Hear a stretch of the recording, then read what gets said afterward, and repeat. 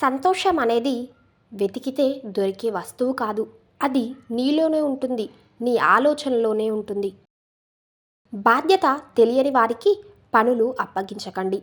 బంధాలకు విలువివ్వని వారితో బంధుత్వం కలుపుకోకండి. మాట్లాడాక ఆలోచించటం కంటే ఆలోచించాక మాట్లాడు. ఎందుకంటే కొన్ని మాటలు తూటాల కన్నా ఎక్కువ గాయాన్ని చేయగలవు.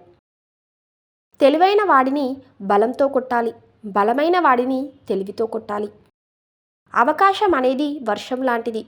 అది కురిసినప్పుడు మనం తడవాలి తప్ప మనం తడవాలి అనుకున్నప్పుడు అది కురవదు. అతి కోపం పనికిరాదు. కోపం నిన్ను శత్రువుని చేసి నిన్ను నాశనం చేస్తుంది. నీ పతనానికి నీ కోపమే కారణమవుతుంది. కనుక కోపం పనికిరాదు. శాంతిగా ఉండు.